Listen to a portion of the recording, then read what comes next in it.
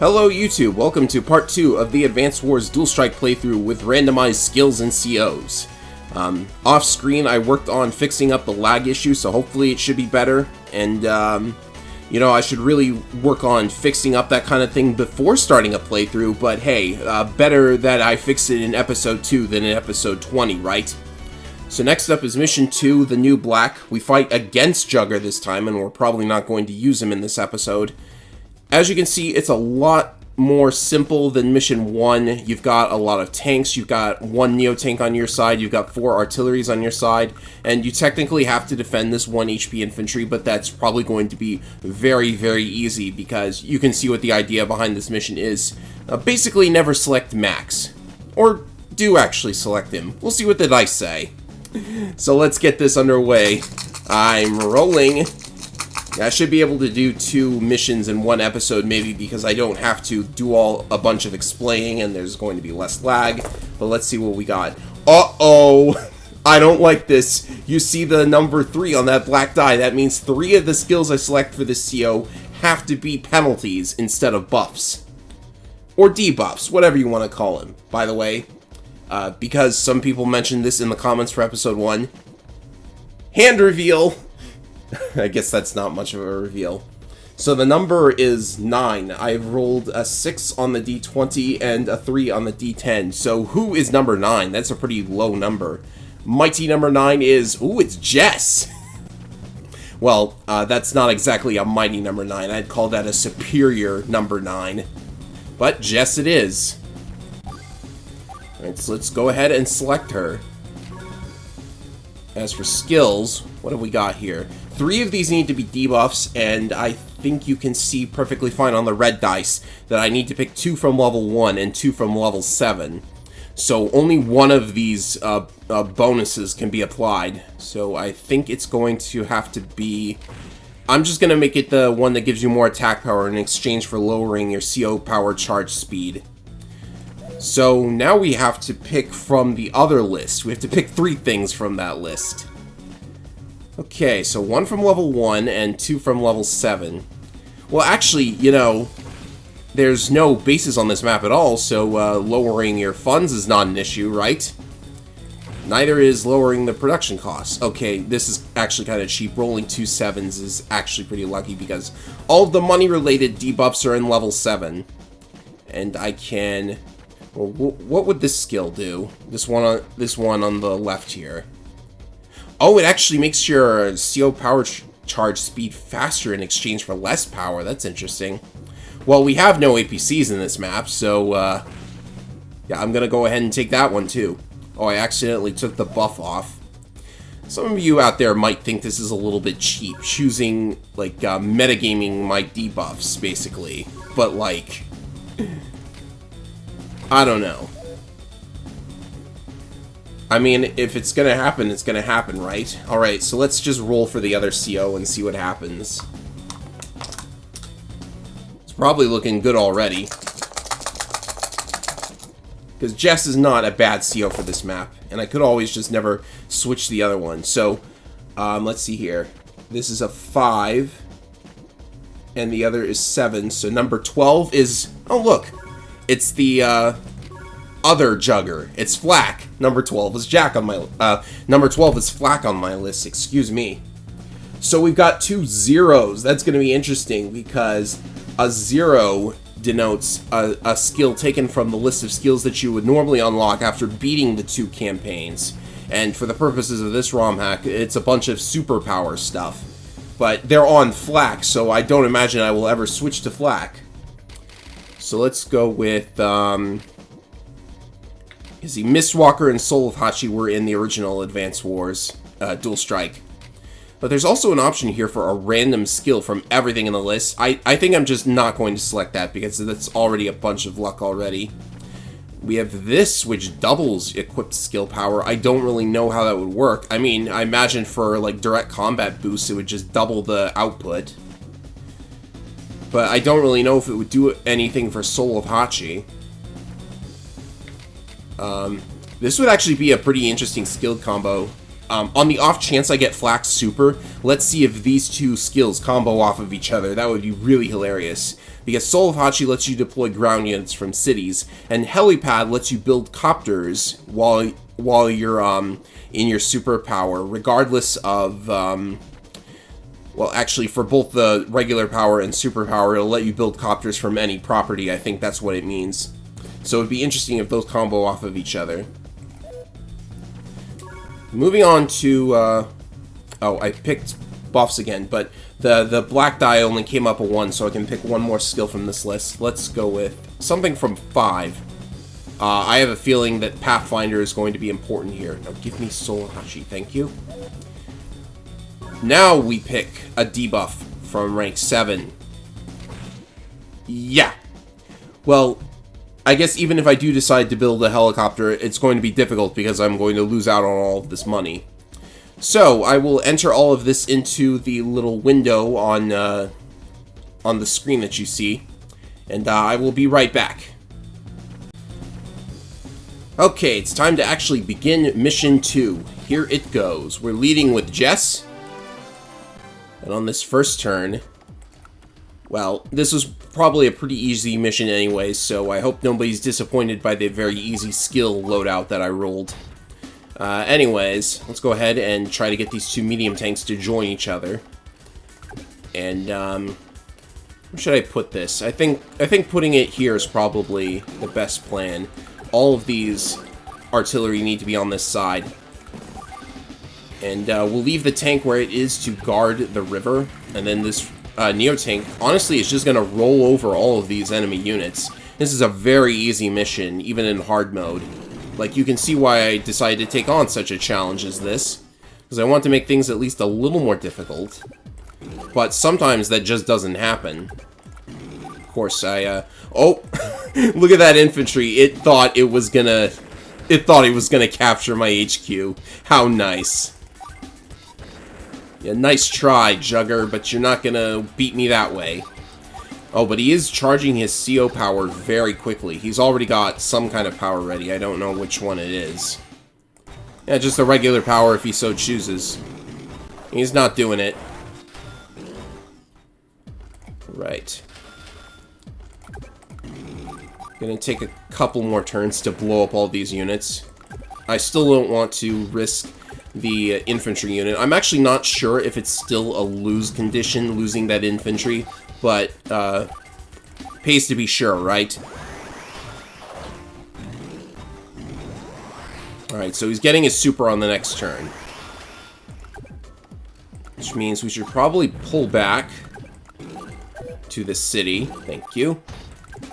And then just get rid of as many of these units as possible. The low difficulty of Dual Strike is part of why I was, well, why I don't have that great an opinion of it nowadays, but because back then I thought it was good, because it was the first Advance Wars I ever played. Megahertz! I'm happy to get that quote in, again, because I kind of skipped through it in the previous video. It's a funny quote. But wow, an anti-air doing 60 to a Neo-tank, that's impressive. He got mad lucky there. It's not going to be lucky enough. Though I should really get, should probably get my units over to the left quicker. So yes, this was probably just going to be a very easy mission either way, because, come on. How could you, like, make that mission more difficult? You would have to, I guess, play colon in this map, I don't know. So yeah, those skills I rolled didn't really amount to much anyways. So if you thought it was disappointing to roll such great skills, well, actually, before I do that, I actually want to... Oh, I gave Flak the, weird superpower, so I actually want to test them on him. But he doesn't have his super ready, does he? Gosh, this is, Okay, you know what? Let's just not waste any more time. Forget it. I will test that out off screen in another map later, I guess. Nice to give Flak some airtime, though, because he's probably one of the least used COs in this game. For obvious reasons. He's still got it what it takes. Wait, this battle will advance my tactical research. That doesn't sound like they're quotes at all. I think these are different CO quotes. Because that sounds like a Sensei quote, and maybe a Sonya quote, or a Lash quote, I don't know. But Mission 2 is over with, and we did fly through it very quickly, so I think it's time we set up for the next mission. So, after I save, we're gonna roll some more dice. Mission 3. This is the mission that introduced the Black Bomb. And it also introduced Max. Let's hope we don't roll him.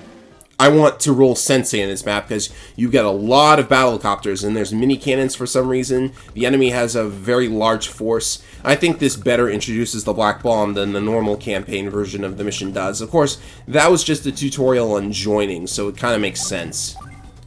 Okay, so let's see who we're dealing with this time. And it definitely does look like the lag has been fixed, so I'm glad I was able to do that in time for mission number 2. I don't think if I had fixed it, I would have taken that much less time on mission 1, because I still had to explain how the challenge works and everything. So here we go. Pray for something good. Up 2 skills are going to be debuffs, and we have 19 and 4. So who is number 23 on my list? It is Olaf. Well, what do you know? That'll be interesting. He's definitely got some... He's definitely a lot better in this game than he was in the previous game, because that mass damage is just going to come out quicker and quicker. So 2 skills need to be debuffs, and we can choose from... Uh-oh, the dice on the corner there is... I'll just count it as a 9. Hopefully nobody will be mad. So, let's see. 2 of these need to be debuffs, and 3, 4, 8, and 9. What's on 8? I don't recognize any of those. So on 8 we have foot soldier damage increases. Tank class. Oh, these are unit classes. Okay. Interesting. -1 enemy terrain stars. Oh, that's Sonya's skill. Nice. I'm surprised these aren't debuffs because, remember, I checked earlier, for level 8 there's only 1 debuff. Alright, so we have... bit more comm towers for level 9. Sonya's hidden HP, extra movement in... Ooh, extra movement. I gotta test that. I hope it's like Eagle's super. Or Eagle's powers. Both of them do increase movement in this game. Alright, so on level 3 we have mostly skills related to star power and your tag partner. Ooh, and increased counterattack damage. That's interesting. But star power is just so broken that I have to go with it. So 4 and 8 have to be the debuffs. Let's go ahead. And 8 only has the one that increases your enemy terrain stars, which actually that's going to be interesting because we're fighting Lash. I think I will take that. That's going to be an interesting thing to play with. And what was the other level we didn't take? 4? Alright, so these all decrease your attack on certain tiles. There aren't a lot of mountains on the map, so I think I will choose no Sherpa. What is Sherpa? I don't know. But it's time to roll the second CO.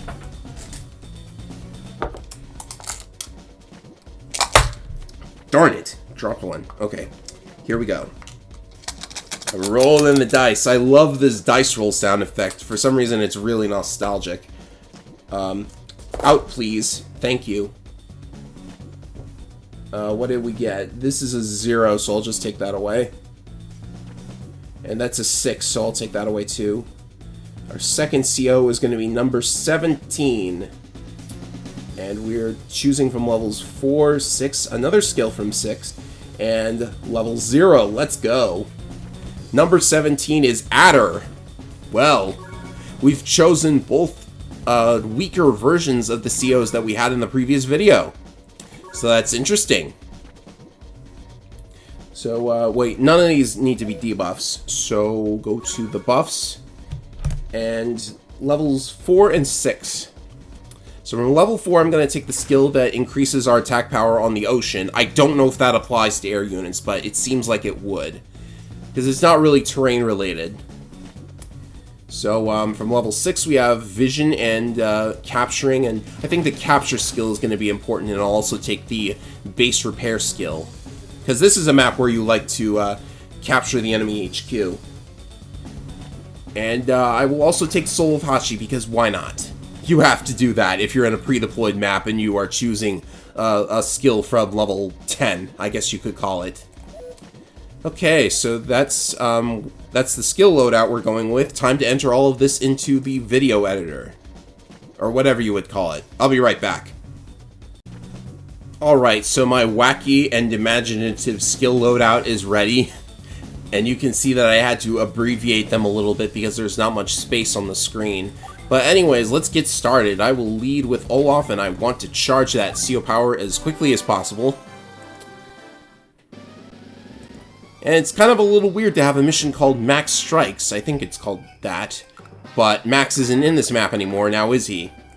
Right, so the first thing you've got to pay attention to is obviously the mini cannons are important, and you probably want to destroy them as quickly as possible, particularly this one facing south, which you actually don't really need to destroy any of them if you just wait for the enemy to move off the HQ, and then your transport copter with a mech can swoop in and finish the job. It's not even possible for the T-copter, well, the mech cannot take any damage, because it's in the T-copter. So what we really want to do, I guess, is kind of spread out a little bit. I could attack this mech, for example. This isn't in cannon range, so it's perfectly okay. But it would be important to at least take out this bottom-facing cannon. Let's hope that the black bomb does not decide to explode on the first turn. I suppose my B-copters can go here. They'll be ready to block off the bridge. Alright, so what do you got for us, Slash? Actually, wait, what happened? Huh, that was weird. I think something weird happened with this screen. I guess I will, review that later. Sometimes when you're emulating, a glitch or two can occur. Because emulation of the Nintendo DS is not exactly perfect at the moment. So I think what I'm going to do is just form up a wall here. Well, I have to get rid of that tank eventually. So what should I do here? I don't have a lot of damage against Neo-tanks as Olaf. But this will fill up my power meter at any rate. This is probably going to attract the black bomb to destroy all of the units down here, but that's alright. Because you can play this pretty loosely and still come out on top.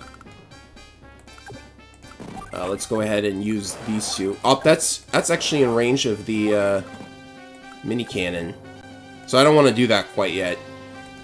No, what I should have been thinking about was maybe using the rocket to shoot at these, but that's fine. You only really need to destroy one of them. Alright. You know what? I think I'll have more than enough copters even after the black bomb decides to just make them all explode. So I think I'm okay with this. It all depends on where it decides to move, and wow, Lash actually damaged her own Neo-tank again. Isn't it funny how that just keeps happening, like in every playthrough I do of this game? Or this series, rather. Okay, so the tank actually came off the HQ, so what we can do is drop here, and then we just need to form a wall.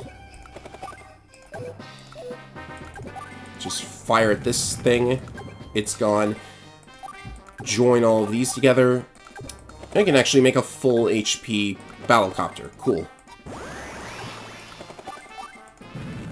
I'm not even going to get to test out my skill loadout, really, because I've basically already won at this point. Like, this might actually turn out to be disappointing after all, because, like, who cares what any of the skills I roll are if I am constantly just, finishing these early maps very quickly. But then again, later on down the line, when we are doing stuff like Crystal Calamity and such, that's gonna be a nightmare. So, I ask that people get patient if this series is not quite as interesting as I'm making it seem. Okay, so just capture this, and we've basically won. Like, the only thing I have to really worry about now is, not losing an S rank. Because if I lose all 5 of those units, it is possible to lose enough technique that it actually does cause my rank to go down quite a bit, but it is campaign mode, so you never know how that's really going to turn out. Like, you can lose a lot more in campaign than you can in War Room, and, yeah, I've said this before, but I'm very fixated on War Room. Like, if this were War Room, I would have already failed the perfect S-rank conditions. So yeah, no super or anything needed at all. We just capture the HQ and it's mission over. I'm not going to do another one in this video because I'm already up to 20 minutes of recording. But yeah, with the lag fix, this has been much, much nicer, and I'm glad I was able to do that. I guess that's a decent enough adder quote. Maybe the quotes aren't messed up after all, and I'm just being silly. So yes, now that the lag has been fixed, I hope you are all looking forward to missions 4 onwards.